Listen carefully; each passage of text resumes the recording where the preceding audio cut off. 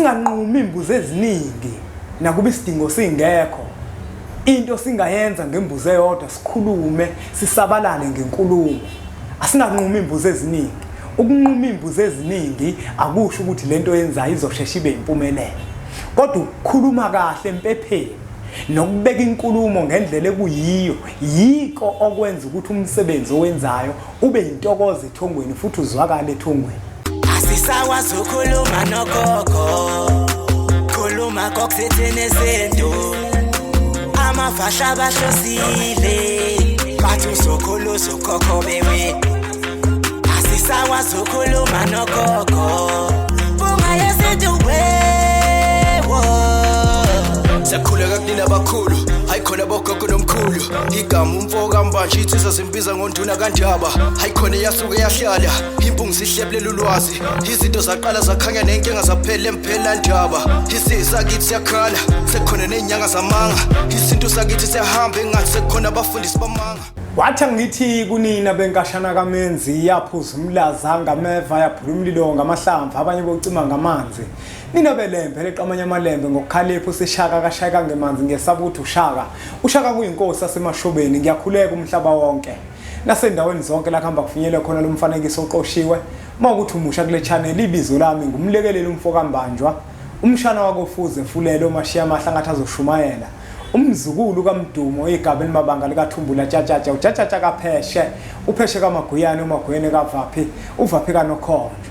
Kanti ke mina insizwa sengibiza ngonduna kaNdaba uNtombisi yamncumela insizwa semkhobhisana lesincane saphuma ehlathini ekseni ngokuvisa livuthulula ngoba sidwela amabethe ngikholwa elikholwa ngenhliziyo engalibhana kancane esontweni ugxamugxamu usathi inkakali lakhe lathi ngihamba litheselo sikathi ngahamba ngumjabulelo umamatheka komkakhe ngoba njalo memamatheka uthi faca ngumuthi wentombi ezithi zikabuka kuhluma ihlahla sothando ngaphakathi enhlizweni ixega isimilo maqede esikhohla amasokazi inqawe eshunqulwazi ezinye inqawe eshunqa intuthu uphunga elimnandi lesinto elizwakala njalo umeke wavula umlomo. Uhlala kuyintokozo bafowethu nodadewethu ngiyimpunga yesintu ukuthi ngifike la kwi-channel yethu enkulu impunga yesintu TV la sifundisana khona izinto ezithinta isintu sethu thina njengabantu abampisholo. Sike sihlahlelane bafowethu indlela sikhumbuzisana ukuthi okhokho bethu ikuphi laba bekade behamba khona izinto babezenza kanjani thina kule nkathi namuhla sesizenza kanjani bese siyakhuthazana ukuthi sishintshe ekwenzeni izinto ngendlela yethu kodwa sizame ukwenza izinto ngendlela okhokho bethu abekade bezenza ngayo. Namuhla bafowethu nodadewethu ngiyimpunga yesintu ngifisa ukuthi ngizokhuluma mayelana nezimbuzi ozidingayo uma uzokwenza umsebenzi othile. Ngifisa sikhulume ngezimbuzi ozidingayo uma wenza umsebenzi othile. Uzokhumbula ukuthi kukhona umuntu othola ukuthi uzokwenza umsebenzi othile kodwa akaqonda ukuthi lo msebenzi azowenza udinga imbuzi ezingaki. Uthola ukuthi phakathi kwegceke kunento ethile kufanele ukuthi ithintwe ngokwasemsamo kodwa abantu baphakathi kwegceke abaqonda ukuthi leyo nto mayithintwa kuzithinteke sidinga imbuzi ezingaki. Kunomuntu othola ukuthi phakathi kwekhaya usezwile ukuthi khona inkinga ethile kwesinye isikhathi ahamba kumuntu othile ngenhloso yokuthola ulwazi nokucaciseleka okuthi lenkinga ke sinayo siyilungisa kanjani. Angeke bafowethu ngikuhlonise ukuthi bakhona abantu othola ukuthi bayasiluleka thina sabantu ubone ukuthi lo muntu lo indlela azibala ngayo imbuzi ayingeke ngathi sekuyedlulela. Kunomuntu nje onolwazi lokuthi yonke into idinga imbuzi yayo idinga imbuzi yayo idinga imbuzi yayo. Namuhla bafowethu ngifisa ukuthi sicaciselane ukuthi leso simo obhekene naso phakathi kwekhaya zingaki imbuzi ozidingayo ukusilungisa. Ngiyazi ukuthi bafowethu angeke ngakubalula konke kodwa ngizozama ukuthi ngikubalule lokho engizokwazi ukukubalula bese kuba ukuthi uma kukhona engikushile mhlawumbe ubufisa wena ukuthi ukwazi ukuthi lokho uma ukulungisa udinga imbuzi ezingaki uzosibhalela la kuma comment section. La ngizoqala khona bafowethu nodadewethu ngizoqala ekutheni uma phakathi kwekhaya kukhona izingane kufanele lezingane mazibikwe sidinga izimbuzi ezingaki uma kuukuthi izingane zo7 phakathi kwekhaya sifuna ukuzibika zingaki izimbuzi esizidingayo lesibonelo ngiyakholelwa ukuthi sithinta wonke umuntu okhona zo7 izingane esezikhona njengamanje ukuthi izingane kufanele zibikwe lo msebenzi ofana nalona siwenza kanjani sidinga izimbuzi ezingaki uma kuzobikwa izingane phakathi kwekhaya sezu12 izingane esikhona izimbuzi ezidingakalayo zo12 ngoba ingane nengane inenyongo yayo phakathi kweceke njengoba lezingane zizelwe phakathi komuzi ingane nengane izodinga imbuzi yayo ezoyibika igama layo lilotshwe ohlwini lamagama abantu bomndeni walekhaya sichazileke ngale kwinjulalwazi sajula kakhulu nengicelayo ukuthi imbukelo wempunga yesintu subscribe nakhona ngoba khona sikhuluma ngomuntu kuphela asikhulumi izinto eziningi njenganala kwimpunga yesintu sichazile ukuthi ukubika ingane kuyinto ebalulekile ngoba kuyenzeka uthola ukuthi lengane yakho usemakhaya wena yona isesilungwini kunethuba elithile ngalesilungwini efuna ukuthi lithole usuyishisela impepho ekhaya mawuyishisela impepho ngenkathi uqala ukukhuluma kubantu abadala uthi kunengane yami usibanibani awuyichaza ukuthi kunengane yami emfishane nginazo zonke kodwa ubiza igama layo lelo ngalibikile kubantu abadala ahluleke lapho uzokuthola kwinjulalwazi lokho umsebenzi wokubika ingane noma sekuthiwe ziyishumi kodwa izimbuzi ezidingakalayo ziyishumi awukwazi ukuhlanganisa izingane uma uzibika awukwazi ukuhlanganisa izingane uma uzibika ingane nengane iba nembuzi yayo ahlule umhlonyana izingane zami zo8 zamantombazana ngikwazanga ukuthi ngizenzele ngesizathu sokuthi kade ngingazi ukuthi umhlonyana uyinto ebalekile enganeni ngiyakwazi ukuhlanganisa lo msebenzi bese ngwenza kanjani ingane nengane inembuzi yayo kumhlonyana abahlanganiswa lapha akufanele nokuthi uzuyicabange leyo nto ngoba uyothola umuntu ojula ngokungekona esintwini akutshele ngenkomo athi bahlanganise enkomeni bembona ukuthi ujulile kodwa manje indlela akuchazela ngayo akuyona indlela ajula ngayo akuyona njengoba lengane le yavundla yayodwa okhaleni lukanina isigaba nesigaba efinyelela kuso kufanele ukuthi siqoshwe ngembuzi yayo ngenzela ukuthi masiqhubeka nenkulumo ungadideki imbukelo wempunga yesintu TV ngithe ingane mayibikwa ngembuzi yayo mayikhuliswa ikhuliswa ngembuzi yayo uzokhumbula ukuthi ingane ifike yazalwa mawubuka ngale kwinjulalwazi kwafika esigabeni sokuthi manje ingane yenza njani iqanjwe igama layo lelo gama layo ukuze lilotshwe ohlwini lamagama abantu bomndeni kudinga ukuthi ibe nembuzi yayo ezobikwa ngayo kanjalo nomhlonyana kudingakala imbuzi nembuzi enganeni akusho ukuthi ngoba nake ingane eziningi sekufanele sizihlanganise embuzini eyodwa akwenziwa lokho asiphinde siqhubeke futhi sihlabele phambili nakuke manje phakathi kwalegceke kutholakalile ukuthi kunezingane lekhaya mazizelwe lezingane lezi sithe masicaca thina sabazali sicace sesizitholile lezingane kufanele ukuthi ke manje zihambe ziye komalume bazo ziye kokhishwa bese siyazimukela ngapha ukuze zigcwale esibongweni salekhaya sutheni impunga yesintu sizelwe kodwa abazali bethu basithola ngaphambi kokuba bacace baqale bathola thina base sebeyacaca uma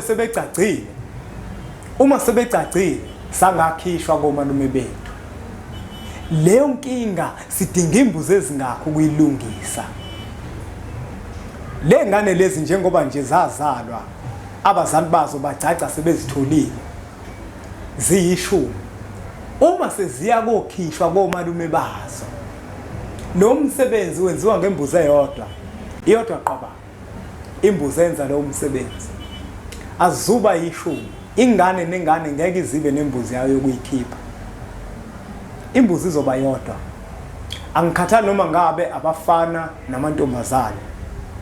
Zingane lezi zale ekhaya ezodinga ukukhishwa, zokwamukelwa kubo.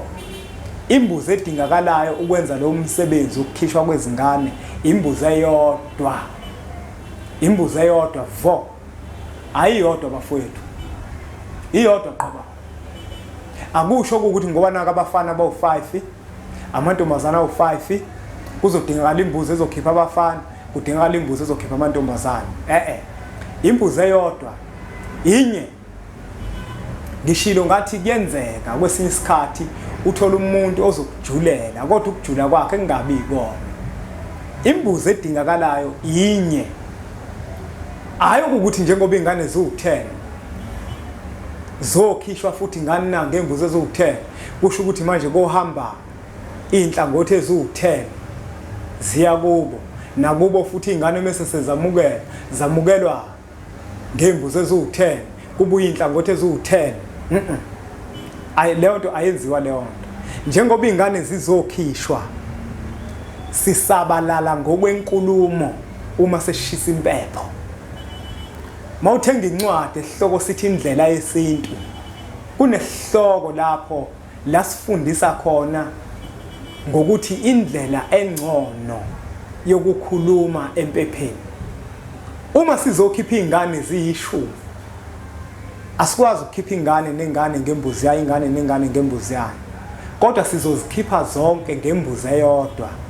Sisabalale ngokwenkulumo okuwukuthi nina bosibanibani njengoba nazo ukuthi ingane yethu usibanibani yathola abantwana kwinsizwa yakabani, yabe sifika izolobola, yathi silobole sabe sesiyikhipha ingane yenu saya kuyiganisa kwasibanibani. Iphuthe esalenza ingane lezi awayezitholile le ekhaya asizange sizikhiphe. Njengamanje ke sizozicelela lengane ukuba uma zihleli kubo zihlale ngegunya leni ngoba ziyingane zatholakala le ekhaya. Uma zihamba kuyavela ukuthi nina nizingane zakomalume benu. Njengamanje nake siyacela ukuba ke ingane ke sizinike igunya lokuthi zihambe zohlala kahle kubo ngoba unina wazo usagana. Siyacela futhi ukuthi nakuba selihlala kubo okuhle benikade nizenzela kona niqhubeke njalo nizenzele. Inhlanhla bekade nizenzela zona nizipha zona niqhubeke niziphe. Asizikhiphi lengane lekhaya kodwa sizicelela indlela. Uma kukhona okuthile enobe nikudinga kuzona ngesizathu sokuthi kukhona okuthile nani nikwenza okuzona, zobuya zizonenzela lonke enobe nikudinga. La kufuna siyibuke khona lento bafowethu, uma uphuma komalume bakho yakini usuke ungacishwa kini, awufani nomuntu oyogana. Umuntu oyogana yena usuke ecishwa ngoba isuke isingekho into ezomhlanganisa nekubo. Kodwa mawuyingane yakomalume kade ukhulele komalume usuzokhishwa, awukhishwa ngesango kodwa ukhishwa ngopotsho ukuze abantu abadala babone sengathi usekhona le ekhaya. Kanti hayi ngoba nakule ekhaya okwenziwayo ucelelwa igunya lokuhlala kini. Indlela okhishwa ngayo awesulwa. Ingako nomuntu okukhulumelayo empepheni kumele ukuthi ukukhuluma kwakhe kungabi ukuthi ngempela usiyacisha uzucisha nezinto ithongo la ekhaya elikwenzela zona, ngoba njengoba usanezandla ezimbili, esakini esakomalume nakubukini, usathinteka ukuthi ikhona into ekuthintayo yakomalume bakho. Usalidinga ithongo lakomalume ukuba likukhanyisele, nethongo lakomalume lisakudinga ukuthi ufike kulo uzolenzela okuthile. Uyabona uma sekukhulunywe kanjalo lengane lezi kwabiko ukuthi ke manje siyazikhipha lengane, iyobe isihlatshwa imbuzi, iyobe isihlatshwa imbuzi, seziyathelwa zonke ngenyongo yalembuzi, zifaka isiphandla salembuzi. Umalume wazo useyaziphelezela zonke kulembuzi. Uphethe umkhono wodwa walembuzi. Useshisa impepho ingane useyazikhipha sekhutshwa ihubo lasekhaya. Uyaziphelezela ziyakuba ufika uma ngaphandle kwesango. Ngofunda incwadi esihloko sithi sithini isintu.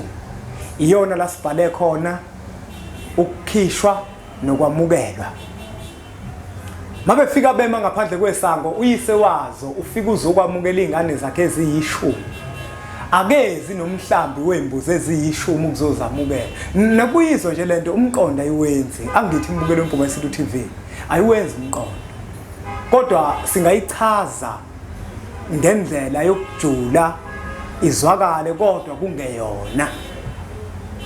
Ngenkathi efika manje ubaba uza nembuzi uzozamukela lezingane zakhe eziyishumi. Uzozamukela ngembuzi eyodwa. Uzozingenisa zonke lezingane lezi. Uzosabalala ngenkulumo. Asinganqumi imbuzi eziningi nakuba isidingo singekho. Into singayenza ngembuzi eyodwa sikhulume sisabalale ngenkulumo. Asinganqumi imbuzi eziningi. Ukunquma imbuzi eziningi akusho ukuthi lento yenzayo izoshesha ibe impumelelo. Kodwa ukukhuluma kahle empepheni nokubeka inkulumo ngendlela ekuyiyo yiko okwenza ukuthi umsebenzi owenzayo ube intokozo ethongweni futhi uzwakale ethongweni. Asingazibulala imbuzi eziningi. Asisabalale ngokwenkulumo, sicuphe isisoka ngokwenkulumo. Abantu abadala basizwe ukuthi sithini, singajaha ukuhlaba imbuzi eziningi. Ngoba lokho ngeke kwasenza ukuthi imisebenzi esiyenzayo ibe impumelelo. Usiyazimukela manje ubaba izingane zakhe esangweni. Seziyangena sekhutshwa ihubo lasekhaya, zongena manje endlini yasenhla, ubaba usefika ushisa impepho. Uthi nina bosibanibani ngalembuzi ngamukela nazi izingane zenu. Ebekade kukhaleleke ukuthi njengoba sazithola singakacaci kufanele ukuthi zokhishwa komalume bazo. Akusho ukuthi manje sezoba nembuzi eziyishumi ubiza ingane eyodwa ngamukela usibanibani, enye imbuzi ngamukela usibanibani. Akufani nokuthi ingane igcinelwa isiko layo. Uma ingane igcinelwa isiko layo lapho kudingeka imbuzi eyodwa. Angageqa amagula abafowethu ngoba angemuki. Kuningi kona esingakubalula ngesizathu sokuthi angiyazi mina njenganempunga yesintu imisebenzi edingakalayo emagcekeni emizi yasemakeni. Inini niyazi? Uma kuukuthi phakathi komuzi wakeni khona inkinga ekhona edinga ukulungiswa ngokomsamo. Kodwa manje nixakekile ukuthi uma ilungiswa ngenkukhu ndinga inkukhu ezingaki. Uma kuyimbuzi ndinga imbuzi ezingaki. Uma kuyinkomo ndinga inkomo ezingaki. Nazi inombolo. Ungayithinta impunga yesintu.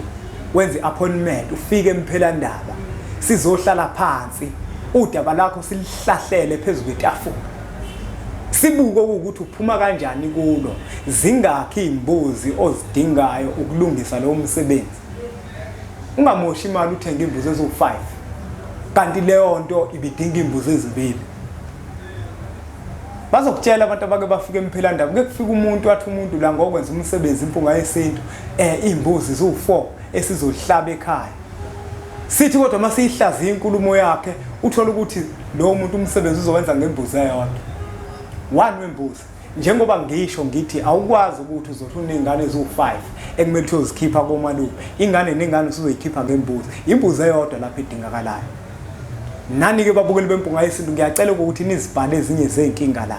Enfisa ukuthi mhlambe sibuye sizochaza ukuthi kuleyo nkinga enjalo kulowo msebenzi onjalo kudingakala imbuzi ezingaki kudingakala izinkukhu ezingaki kudingakala inkomo ezingaki izinkukhu ke kodwa bafowethu njengasike sichaza ukuthi inkukhu ayiwenzi umsebenzi kodwa ngesizathu sokuthi kuyenzeka sibambise nazi izinkukhu ziyakwazi ukuthi zikwenze ukuthile kube impumelelo asiqhubekeke bafowethu subscribe ku channel yethu enkulu impunga yesintu TV. Uma kuukuthi uyafisa futhi ukufika emphelandaba kusenkabeni yeTheku ku West Walk enumber 4 eoffice number 420 u4 lengimushe eqaleni mangithi number 4 kuse 4th floor eoffice number 420 uyasithinta ke bafowethu uma ukuthi ufuna ukuzohlala phansi nathi sikuchushise kuloko singakuchushisa kubona inombolo lezo zibonayo uyazishayela ngenhloso yokwenza iappointment ukuhlala phansi nempunga yesintu nixoxe ikuchushise kuleyo nkinga osuke ubhekene nayo. Impunga yesintu ayihloli kodwa impunga yesintu iyakuchushisa wena njenganomuntu okuthi udlula kanjani kuleyo nto. Yebo kona impunga yesintu isebenza ngamakhehla ngoba yonke into eyishoyo isuke ikhulunywa ngamakhehla, isuke ingakhulunywa yimina. Emphelandaba nakhona ziyatholakala incwadi esizibhalayo sithini isintu amava ahlabahlosile uyokhuluza ukhokhobe. Nasezitolo ezitholakala kuzona uAdams and Greeks, eThekwini uzithola lapha ku Street, eMaritzburg uzithola lapha ku Church Street. Uma kuthi ukude ukwezinye indawo ezikude nalezi zitolo usithinta kuzona inombolo lezo lokuzibona zivele escreenini sakho, senze izinhlelo zokuthi sikuthumelele zona. Umsebenzi wethu ke bafowethu sike senze ngokukhulu kwethembeka. Ngiyacela bafowethu okuthi abantu laba aba-order incwadi ngo-WhatsApp uthola ukuthi abasifoneli.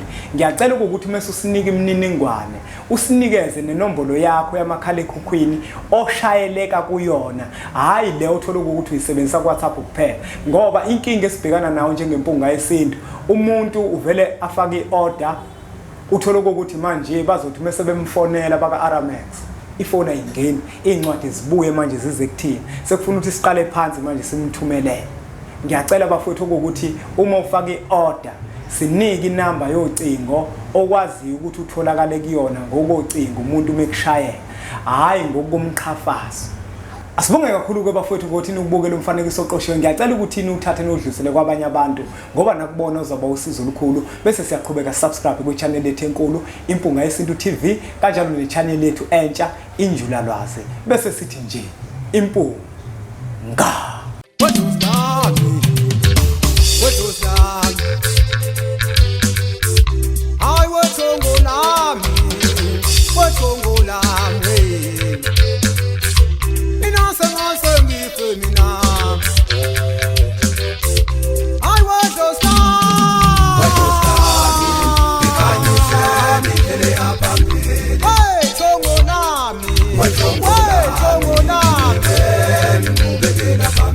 Inasa ngasengife